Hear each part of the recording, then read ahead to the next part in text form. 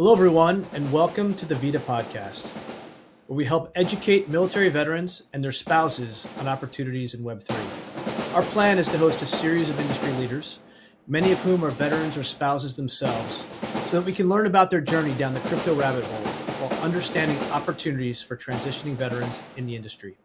I'm Chris Perkins, president of CoinFund. I'm a combat Marine veteran who spent 15 years on Wall Street before transitioning into the crypto space. And before we begin, I would like to thank our sponsor, Luca, who's dedicated their time and resources to make this podcast possible. For our 29th episode, we'll be speaking with Army veteran BrentGerundo, Vice President, Head of Finance and Operations at MESSARI. Welcome, Brent. Thanks, Chris. Thanks for having me. Very excited to be here. Awesome, man. Tell us about your background. Yeah, so for the past 3 years or so, I've been at MESSARI, joining as a first finance hire, then growing, through the ranks and taking on the title of VP, Head of Finance and Ops over the summer. So broadly responsible for finance, operations, and people ops / human resources at the company. Before joining MESSARI, I was obviously in the military for 4 years with Army Special Forces, got my MBA at Wharton, and spent some time in investment banking at Goldman Sachs before coming over to the startup world. Awesome. Tell us about your military experience. So I started my military experience through ROTC. I went to Ohio State. Growing up, I have a long history of military service in my family. My grandfather was in World War II. My father was a C-130 pilot in the Navy. So I think even from 5, 6 years old, it was always a dream of mine to join the military, to serve my country. Is just something that was always present and something I wanted to do. So when I started at Ohio State, it was an obvious choice to join ROTC. I think my father was a little bit upset that I joined the Army rather than the Navy, but I felt it was the right choice at the time. Did my 4 years of ROTC at Ohio State and ultimately commissioned into the Quartermaster Corps. I think as I kind of explored the different branches through ROTC, through all the processes and camps. I think it was called LDAC back then. It's a little bit different, but I was always kind of drawn to the logistics angle of the military, the critical role that it plays in modern warfare. So upon commissioning, went to my officer's course and got really the first big change up in my career. I was supposed to go to an engineering unit. Got a kind of lucky assignment to a special operations group, a 5th Special Forces group out of Fort Campbell. So next thing I know is off to airborne school, and then headed to Fort Campbell, Kentucky to work in the support battalion there. Once I got to Fort Campbell, again, spent around a year getting my bearings. And then in 2014, 2015, I got the really exciting opportunity to participate in the Syria Train and Equip mission, where Army Special Operations were supporting, moderate Syrian rebels, as well as Kurdish forces throughout Syria in the battle against the Islamic State. So next thing I knew, I was part of the Torch Party, heading out to Jordan to start setting up this operation. So grew from the 3 of us on the ground to eventually a massive organization. I think over 1,000 people spread across 5 countries, ultimately responsible for delivering around $700 million of lethal and non-lethal aid to those who are fighting against ISIS in Syria. Yeah, I guess aid. It's hard to make aid non-lethal, right? Lethal aid is kind of a contradiction, but wow, it sounds like one heck of an experience. I'm going to start with a couple of questions. So how many times did you guys beat Michigan when you were at Ohio State? We beat Michigan every single time I was at Ohio State, which was an incredible experience. I went to Navy. We lost 4 years in a row to Army. It was awful. So can you talk about any kind of experiences, whether it was in Syria or Jordan, that really shaped your career going forward, or any particular challenges you overcame? There are really too many to count, but I think even looking at that first experience, I think within the military, there's a general tendency to kind of be handed a lot of kind of an open-ended problem and have to kind of just figure things out, limited resources, limited time, et cetera. And you really just have to hack together a workable solution.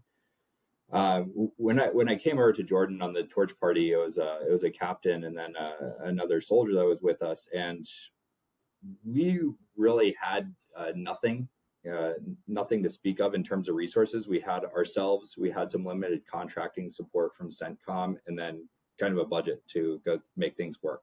And from there, it was really being on the ground, meeting with Jordanian officials, kind of putting together a solution, working with the government, working with local contractors, working with military resources to kind of bring something together out of nothing. I think from the day we landed to the time the first planes of aid were touching down in Jordan, that was around 2 months. So just kind of go from nothing to a base in the desert capable of receiving large military cargo planes and storing equipment. Just had to kind of be quick on my feet, work with the resources you have, and kind of piece the puzzle together. I think that's something that really has helped throughout my career, just that willingness to kind of embrace the suck, put the pieces of the puzzle together, and get the job done at the end of the day.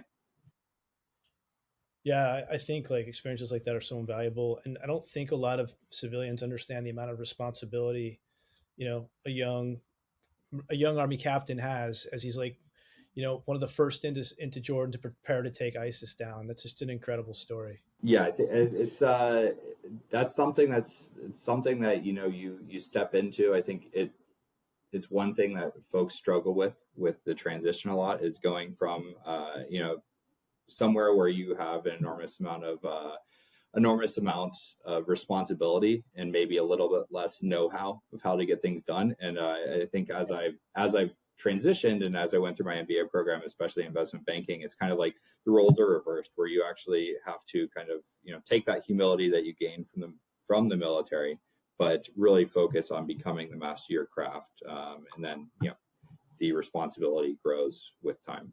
So having the patience there has been is a key part of the transition. Yeah, so let's talk about the transition. So you came back, and it sounds like you pivoted into get your MBA. Is that right? Yeah, as I was in the military, did two deployments. After the first one, kind of had started setting my sights in the horizon. What was next? And to me, getting an MBA was the most logical step. You build an incredible amount of leadership and operations experience being in the military.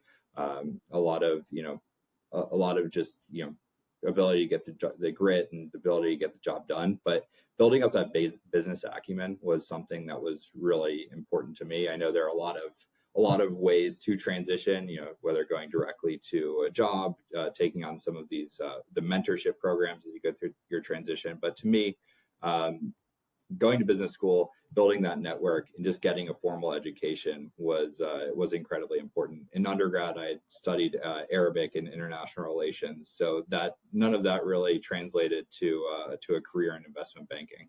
Yeah, I think I talked to a ton of veterans, and they try to decide: do I go to business school or grad school, or do I go directly in to work? I didn't. I went directly to work at the desk. In some ways, I regret it, because business school gives you a couple things. It gives you time to actually think about what it is you want to do, and it also gives you an incredible network. I mean, the Wharton network is nothing short of spectacular, and networks drive your career. So I made a different choice, but you made the choice to go to Wharton.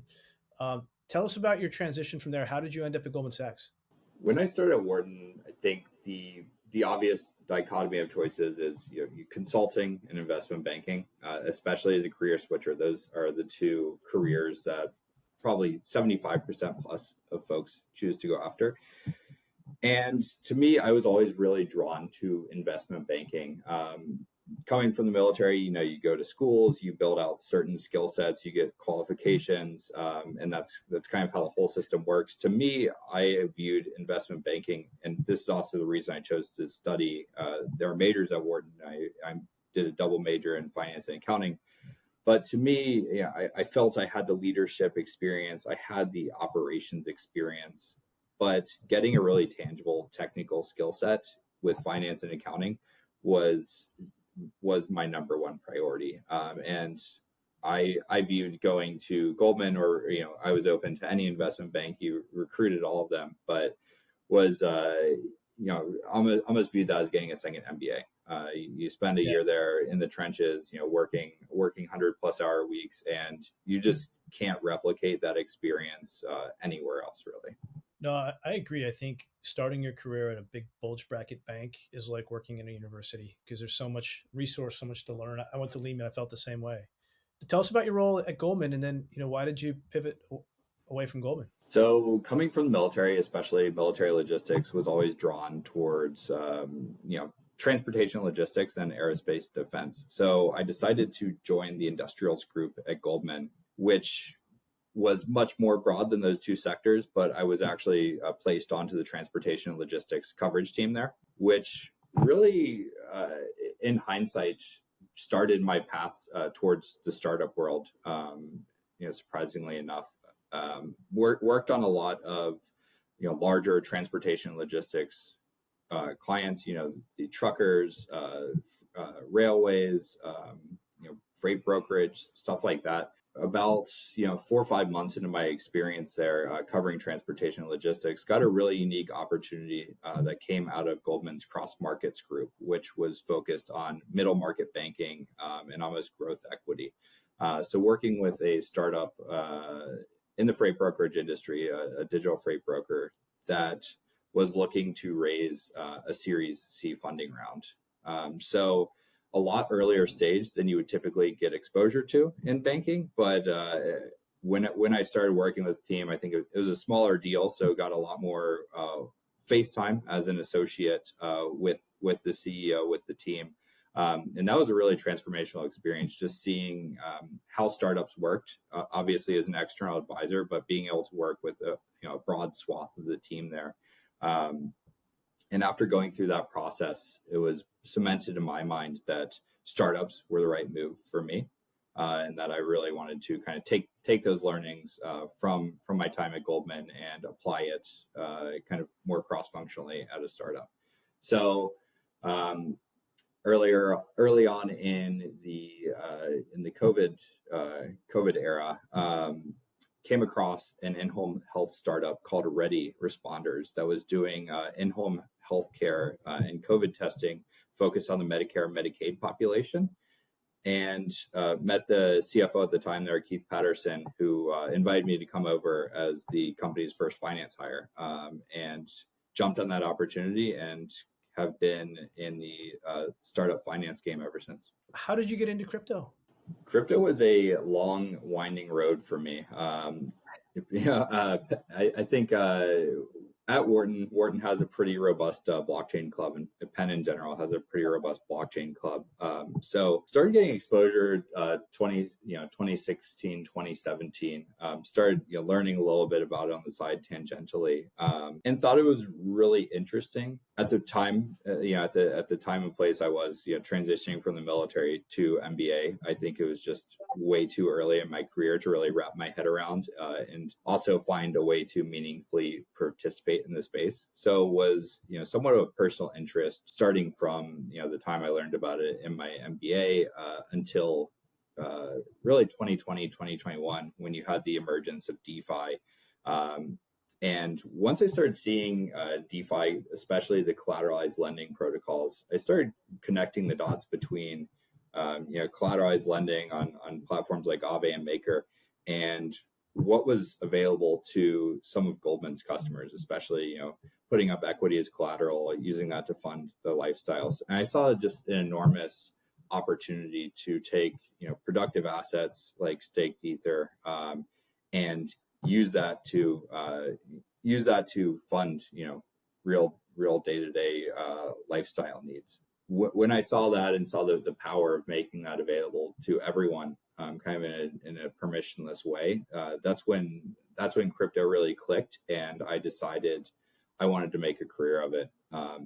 And at the time that I joined MESSARI, I was at the startup that I mentioned earlier, Ready Responders. Things started to slow down a bit there, just as crypto is really picking up, and was connected to MESSARI via a friend, and decided to take a look, and haven't looked back since. Awesome. Tell listeners. So full disclosure, we're investors in MESSARI.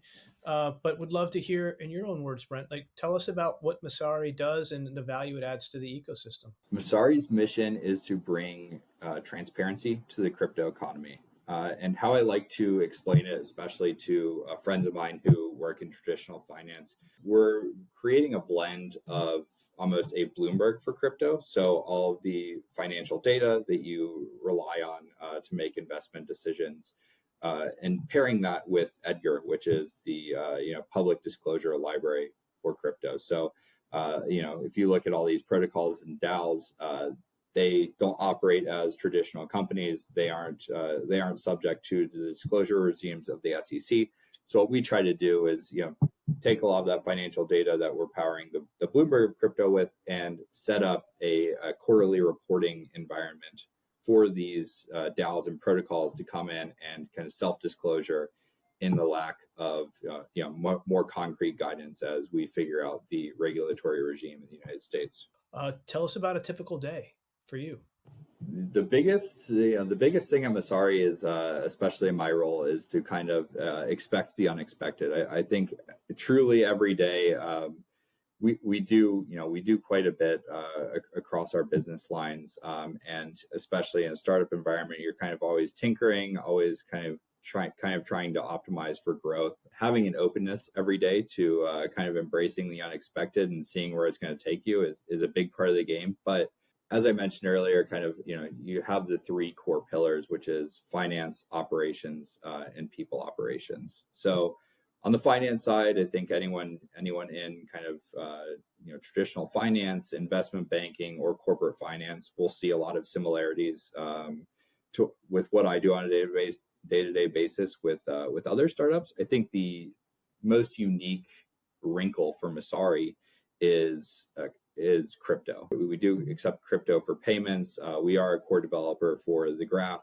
If you look at the whole tech stack and the whole operations stack for standard fiat payment rails, we actually have kind of a duplicate layer there for crypto, which has contributed a tremendous amount of learnings on my part, just as we kind of get our hands around that, participating with our different customers and the chains that they operate on, and getting that back all into ETH mainnet and accounting for it properly.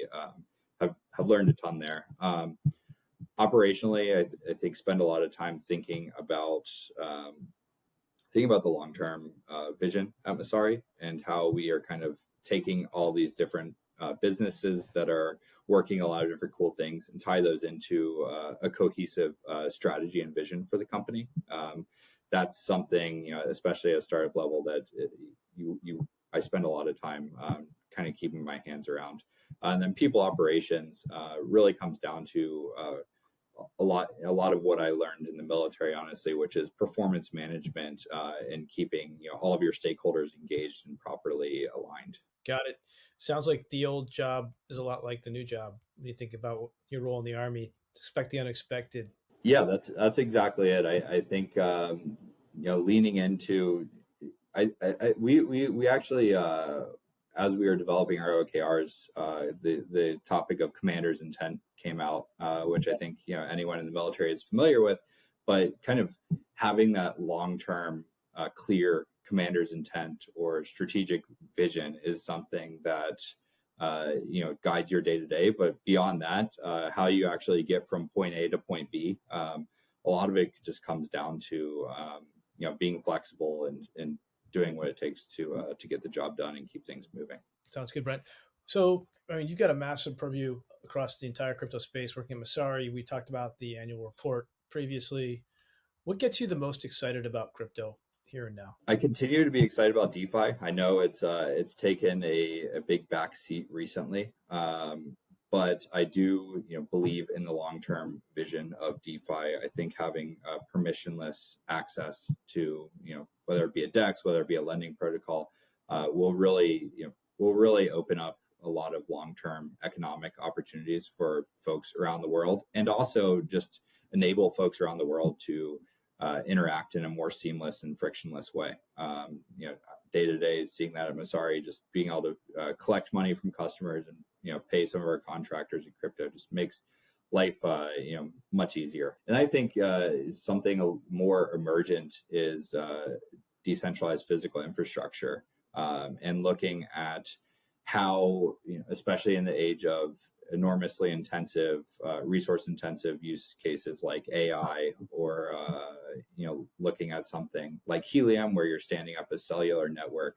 The ability to take something that's extremely resource intensive or capital expenditure intensive, and um, build that up in a decentralized manner, and kind of spread the costs while also economically incentivizing all the participants, is something that I think will fundamentally shift how quickly new products are brought to market. Tell me about any kind of advice you'd give to a transitioning vet.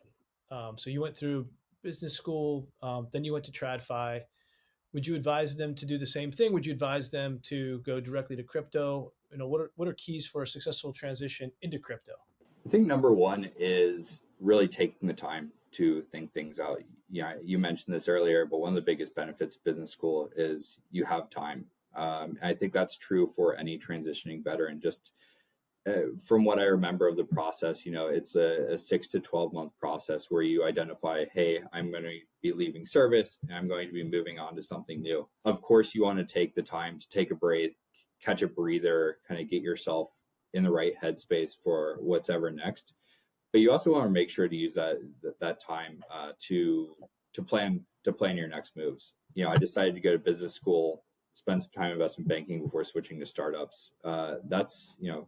I had friends who started startups right out of the military. I had friends who started startups while they were at business school. So if you just take the time and build out a good path, I think that's really more important than the actual specific path that you choose to take. And around risk management, I would say a lot of vets tend to, when they're leaving the military, go from this very reliable income stream, these great benefits, to maybe a little bit more uncertainty in the business world. I think it's, don't be afraid to bet on yourself. You're there for a reason. You're getting the opportunities that you have because you've earned them, and you want to be sensible with career risk management. But if there's something that you really want to do, you have plenty of time to take a big swing on something. Yeah, I would say I'd build on that and say take risk early in your career, right? You tend to have more appetite for risk the earlier you take it, and the outcomes generally are better. Brent, are you hiring right now at Messari? Is your team hiring? Is the company hiring? Yes, we are almost always hiring. The roles are posted on our website. So would definitely encourage anyone, any veteran who's looking to transition to crypto, to take a look at messari.io /careers. And feel free to reach out to me if there's anything that's interesting. I think we're hiring right now for research roles and engineering roles, and then sales and marketing opportunities will pop up on an as needed basis. And how can people connect with you, Brent? LinkedIn is definitely best for me. LinkedIn.com /BrentGerundo. So feel free to reach out, and I would be happy to speak about opportunities at Messari or transition related items, or really just to connect. That's awesome. Any last thoughts for the listeners today? No, I double down. Don't be afraid to take a bet on yourself. I think this is crypto is a scary place, but having lived the past full cycle in the industry, and survived to see the other side, I think if it's something that really interests you long term, don't be afraid to take a swing and see where it takes you. It's also really fun. So I share your sentiments. It's been a difficult challenge for the bear market, but gosh, we're still seeing a ton of innovation and people like you coming into the space, Brent. So really, really appreciate your time today and your thoughts. I think the listeners are really going to benefit. So awesome session, and we're lucky to have someone like you in the space. Also wanted to thank our sponsor, Luca. Couldn't do this without you guys, and really appreciate your support. And for those of you who are interested in learning more about VIDA, please connect with us on LinkedIn or Twitter. And if you have anyone else you want to suggest to come on to the show, please reach out to me at PerkinsCR97. Thanks, Brent. Thanks, Chris.